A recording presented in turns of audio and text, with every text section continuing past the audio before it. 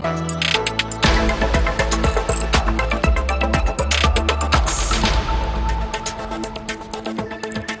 et messieurs, bonjour et bienvenue dans Focus économique. Les banques marocaines continuent à consolider leur présence en Afrique. 3 groupes sortent du lot. Ils ont été classés en 2024 parmi les 30 banques les plus précieuses selon le classement de Forbes Middle East et dernièrement dans le top 20 africain. Solides et résilientes, les banques marocaines ont un potentiel de croissance prometteur. Potentiel de croissance et performance des banques marocaines en Afrique, c'est le sujet de Focus Eco aujourd'hui. Et avec nous pour en parler, Monsieur Badr Zahir, vous êtes professeur de droit des affaires à l'Université de Casablanca. C'est un plaisir de vous avoir avec nous aujourd'hui. Un plaisir partagé. Merci d'avoir accepté notre invitation. Merci à vous. Alors, on va parler de ces banques marocaines, leur présence en Afrique. Comment se positionne-t-elle aujourd'hui par rapport, on va dire, au marché international? Vous l'avez déjà cité, aujourd'hui on parle des 3 réseaux bancaires aujourd'hui qui intègrent le top 20 au niveau continental. Et ce n'est pas évident parce que ces réseaux bancaires ont dû faire face à une concurrence acharnée, notamment de la part des réseaux nigériens, de l'Afrique du Sud et au niveau aussi de l'Égypte. Et se positionner parmi les top 20 aujourd'hui, ça vraiment reflète la résilience du secteur bancaire marocain parce que l'économie, d'une façon générale, au Maroc a subi plusieurs chocs durant cette dernière décennie. Et parmi les secteurs qui ont pu résister et surmonter ces chocs, le secteur bancaire au Maroc. Et le secteur bancaire au Maroc aujourd'hui ne se limite pas seulement à renforcer sa part au niveau de la scène économique au Maroc, mais c'est toujours de travailler, d'élargir ses activités même au-delà des frontières marocaines. Aujourd'hui, au niveau de l'Afrique occidentale, les banques marocaines sont les plus présents dans l'Afrique occidentale francophone. Et je pense que cette présence et cette implantation aujourd'hui était toujours en parfaite harmonie avec les stratégies d'investissement à l'étranger du Maroc, menée par le Royaume, et je pense aussi c'était aussi le fruit d'une certaine volonté gouvernementale déjà bien déclarée par le Maroc, parce que dans ce cadre s'inscrit beaucoup d'accords et de conventions qui en avaient pour objet le renforcement de l'existence du réseau financier bancaire, notamment dans certains pays en Afrique occidentale. Donc on a gagné le pari de cette implantation au niveau de l'Afrique occidentale. Aujourd'hui, on accompagne les investisseurs marocains, on accompagne aussi les investisseurs étrangers, français ou espagnols, mais aussi on offre plusieurs services financiers pour les citoyens et aussi les entreprises de l'Afrique occidentale. Une présence forte donc des groupes, oui, en tout cas bancaires marocains au niveau continental, des banques aujourd'hui fortes, solides, résilientes, vous l'avez dit. Quel avantage comparatif proposent ces banques? Comment se distinguent-elles par rapport à l'international? Parce que toujours il faut lier le rôle aujourd'hui joué par les banques marocaines par le rôle que le Maroc estime jouer au niveau de l'économie continentale et internationale. C'est le rôle d'intermédiaire.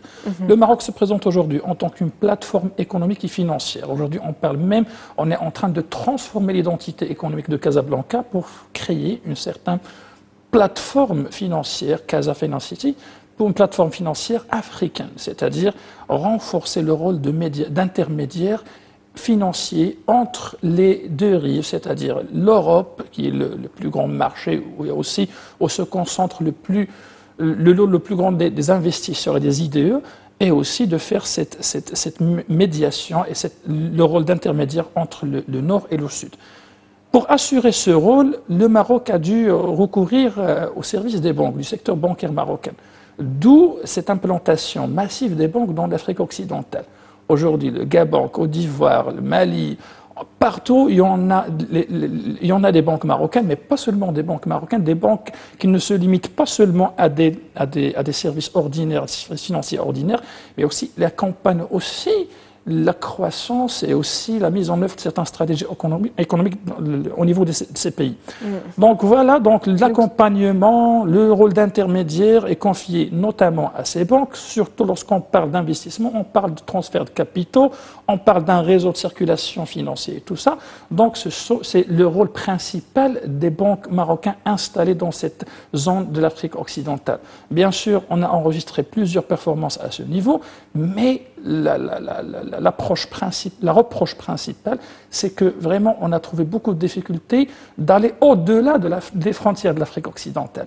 Aujourd'hui, on est dans une zone de confort, francophone bien sûr, et aussi dans une zone de confort parce qu'on travaille avec des partenaires, il y a une liaison avec eux à travers des accords et des conventions, mais le manque d'initiative et le manque de cet esprit d'aventure, de s'aventurer au-delà de ces frontières, parce que d'une façon générale, on peut dire que les banques marocaines craignent toujours les risques, que ce soit au niveau intérieur ou extérieur. On va en parler tout à l'heure avec un peu plus en profondeur de ces risques. Donc des banques marocaines qui ne s'aventurent pas assez, en tout cas dans le marché anglophone africain, mais un potentiel en tout cas à exploiter justement. Vous l'avez dit, à travers son réseau bancaire, le Maroc continue à jouer cet intermédiaire et ce rôle, on va dire, de pont entre le nord et le sud. Quel type d'offres sont proposées aujourd'hui au niveau du continent africain? Est-ce qu'on est dans des offres ou des stratégies qui sont adaptées à chaque région en fonction de sa spécificité? Bien sûr, on parle que d'une façon générale, une banque présente plusieurs services, que ce soit aux ménages, que ce soit aux entreprises, des offres de financement, de consommation, d'investissement, d'accompagnement, de partage et tout ça. Donc ce sont les mêmes produits, les mêmes services qui sont aussi présentés pour les acteurs économiques au niveau de l'Afrique occidentale. Mais toujours, les banques doivent s'adapter à la réglementation des dits pays et aussi à la réglementation africaine et aussi aux dispositions des accords et des conventions signés entre le Maroc et entre ces pays. Donc, bien sûr, et aussi, je vais attirer aussi l'attention parce qu'il faut prendre en considération l'existence d'une communauté marocaine, notamment dans l'Afrique, Sénégal, le Gabon, la Côte d'Ivoire, et toujours aussi, cette existence a souvent favorisé aussi l'implantation de ce réseau bancaire dans cette région. Donc, au niveau réglementaire, donc les banques doivent s'adapter à la réglementation locale des dits pays.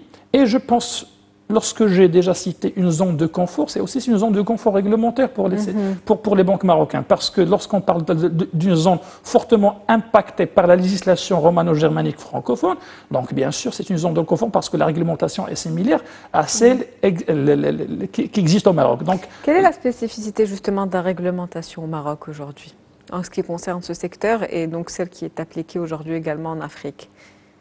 Aujourd'hui, on parle de l'existence d'un texte juridique. Auparavant, il n'y avait pas de texte juridique, il y avait seulement des arrêtés, certains circulaires éparpillés. Mais vu l'importance de ce secteur, vu qu'on a choisi de faire élargir notre réseau par l'intégration d'autres types de banques, les banques participatives, les banques offshore, et aussi de faire du Maroc une certaine plateforme financière. Donc, on était dans l'obligation de revoir notre réglementation. Tout d'abord, d'unifier, de regrouper les textes juridiques dans un seul texte. Aujourd'hui, on a un droit bancaire, c'est-à-dire qui définit c'est quoi une banque, qui définit les compétences, les activités, qui instaure une certaine autorité de régulation aujourd'hui parce qu'on est dans une ère de libéralisation des services. Auparavant, on ne parle pas de libéralisation parce que la plupart des banques étaient entre les mains de l'État, des acteurs publics. Donc on n'avait pas besoin de régulateurs ou de gendarmes pour réguler la relation entre les différents acteurs. Aujourd'hui, après la libéralisation, on avait besoin de créer un texte juridique pour réglementer le secteur bancaire, mais aussi pour réglementer et réguler les relations entre les différents acteurs, notamment les différentes banques où l'État détient des grands parts au niveau du capital et aussi le secteur privé, purement privé. Donc voilà, on a un texte, on a des institutions de régulation et je pense que c'est le cas pareil dans la plupart de l'Afrique occidentale. Donc c'est la raison pour laquelle je pense que les banques marocaines ont trouvé une certaine fluidité au niveau d'intégration et n'ont pas trouvé beaucoup de contraintes pour s'implanter, pour exercer leur activité. Et ce n'est pas le cas dans l'Afrique anglo-saxonne, c'est totalement différent. D'accord. Ouais. Donc un marché en tout cas à exploité, qui est celui du marché anglophone. Si on devait rester sur les performances bancaires, comment évalue-t-on les performances des banques marocaines ou en général? Au niveau de la performance, la première performance, c'est-à-dire le niveau d'implantation. On est parmi les banques les plus implanté et qui existe d'une façon massive au niveau de l'Afrique occidentale. Donc, si on peut prendre ça en tant qu'indicateur de performance, c'est le premier. Secondo, c'est l'accompagnement et les services. Aujourd'hui, ces banques marocaines, c'est une success story aussi au niveau de ces pays d'Afrique occidentale parce qu'aujourd'hui, ils ont acquis la confiance des ménages, la confiance des entreprises dans la région. Donc aujourd'hui, se sont transformés. Bien sûr, ce sont des filiales des grands groupes et des réseaux bancaires marocains, mais aujourd'hui, certains ménages et certaines entreprises africaines, notamment dans cette région, les considèrent comme des entreprises locales. C'est la raison, ils ont tissé un certain lien de confiance et aujourd'hui, ils ont commencé à financer une grande partie des projets, une grande partie des entreprises et des ménages au niveau de ces pays. Donc, c'est notre volet de la performance.